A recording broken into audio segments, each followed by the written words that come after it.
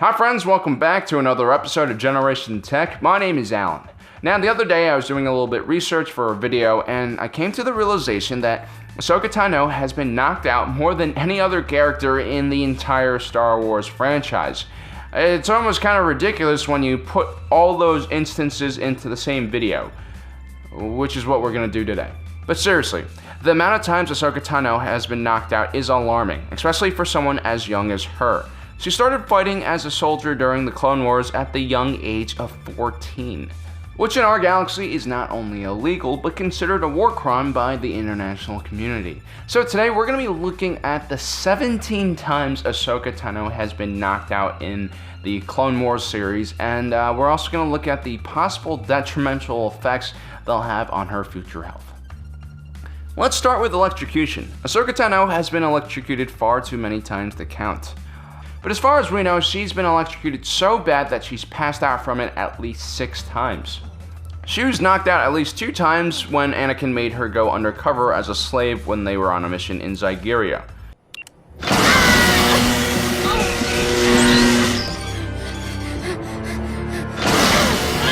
Looks like your slave empire is finished. Again. Get that thing out of my face, you little skug. Yeah, I'm starting to seriously question Anakin's judgment. And then there was that time on Felucia where she was captured by a Trandoshan who just happened to be searching for people to capture for sport in the middle of a war zone.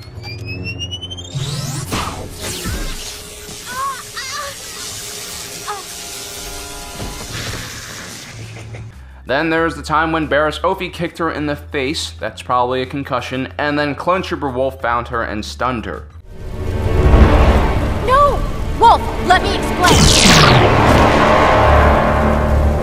Then there was that time when Lux Montori, someone who she trusted, tasered her. Do you think you were going to escape those droids?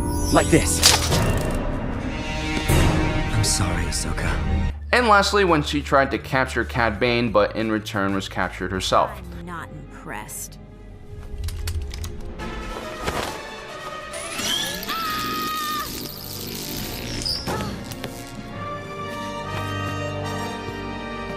On top of that, while in captivity, she was electrocuted several times and even exposed to vacuum.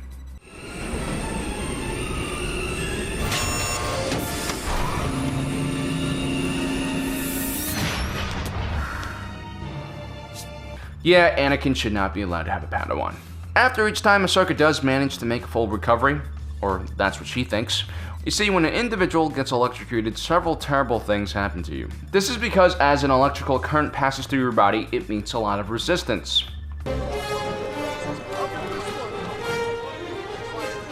No, not those guys. What I mean is your flesh and organs. And when there's severe resistance in your flesh and organs, it generates severe heat and causes burning.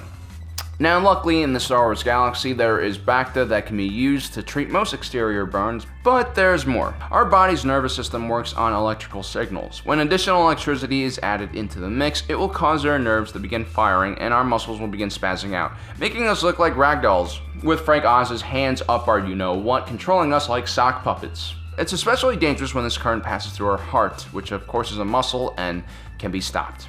Our brains are also powered by electrical impulses, and when a powerful current passes through, you can expect a loss of consciousness, severe mental impairment, and of course death. Studies have shown that even tiny shocks can produce negative symptoms like pain, fatigue, muscle weakness, and numbness, and in the long run, memory loss and even depression, and making rational choices like leaving the Jedi Order, which is basically the only family you have ever known. The point is, just being shocked once would cause Ahsoka to have some of these symptoms, but after being knocked out 6 times by electrical charges, well, I'd be worried about her quality of life once she hits middle age.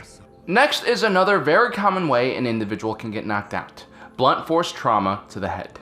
Ahsoka Tano has been hit in the head countless times, but at least on 6 different occasions, she's been knocked out. The first time Ahsoka meets General Grievous, she's violently thrown headfirst into a bulkhead. Then there was that one time while bracing for impact in a crashing starship, Ahsoka banged her head against the steering column.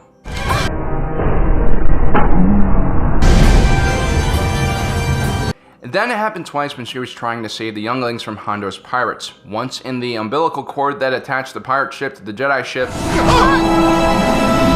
and later when a pirate took a rifle butt and hit her in the back of the head.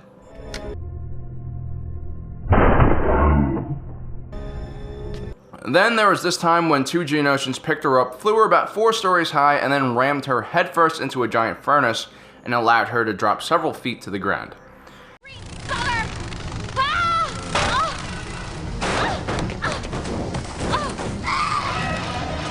That probably should have killed her. And lastly, there was that time when Ahsoka jumped right on top of Asajj Ventress' detonator and was blown up. And those were just the incidents that we know about or that were recorded. One of the side effects of getting knocked out is short-term memory loss, so we're not really sure how many times this has happened to Ahsoka. More importantly, severe trauma to the head even once is terrible for someone as young as Ahsoka. Most likely, Ahsoka suffered several concussions during her career as a child soldier. That's what happens when an individual's brain smashes against the inside of their skull. Again, I'm extremely worried about Ahsoka's long-term health. While getting hit in the head and being electrocuted are 2 common ways of getting knocked out, the Queen of Unconsciousness has expanded her repertoire to many different other ways that you probably never even thought of. When on Mortis, she was bitten by a being that completely embodied the dark side. Not only did it knock her out, it drove her crazy and turned her against her friends. Ow! What have you done? You are mine now.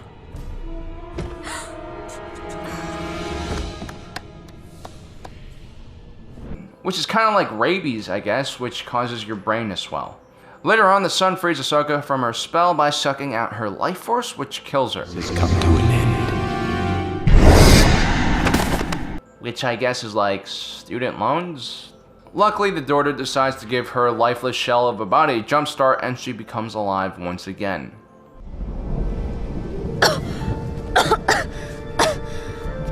So yeah, there's no real life situation that we can relate this to, but I'm pretty sure that dying is terrible for your health, and then being brought back to life is not only damaging to your physical health, but your mental health. We're not even sure what the long-term effects are, but I'm pretty sure they're horrible.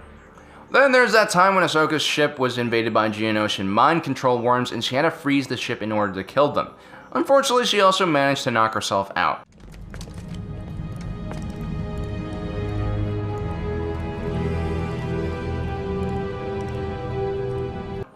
What actually happened in that case was hypothermia. That's what happens when someone is exposed to cold for an extended amount of time and their heartbeat gradually slows down and they die. Luckily, Ahsoka was rescued before that happened, but I'm pretty sure she suffered from some minor brain damage. Then there was that time Ahsoka got the blue shadow virus and fainted from it. The blue shadow virus was extremely deadly and usually killed within 48 hours. It was probably like some super strain of the Ebola virus and melted your insides. Lastly, Ahsoka dies once again, but in a Force illusion that Yoda sees. Help me. I'm dying. Okay, I guess that last one doesn't count, but holy crap, Ahsoka will definitely have some serious problems when she gets older. See, whenever someone becomes unconscious, that's the brain just trying to protect itself from more catastrophic damage. And Ahsoka has set the record for having catastrophic damage done to her. In the end, it just goes to show you how irresponsible the Jedi Council and Anakin are. Gotta keep up. They're letting a very clearly vulnerable child fight on the front lines with severe brain trauma. That is horrible.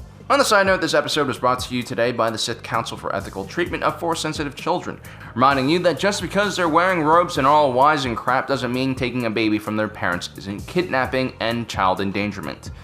Unlike the Jedi, the Sith wait until their recruits have had a lifetime experience of suffering and hate before they train to be soldiers. Well guys, that's all we have for you today. Don't forget to hit that subscribe and notification button so you don't miss out on all of our latest and greatest content. And a special thanks to all our Patreon supporters out there. If you guys were my Padawans, I would make you wear safety helmets. Not because they look cool, but because brain injuries and concussions aren't cool. Right? Well, thanks for joining us today. If you're watching this, you are Generation Tech.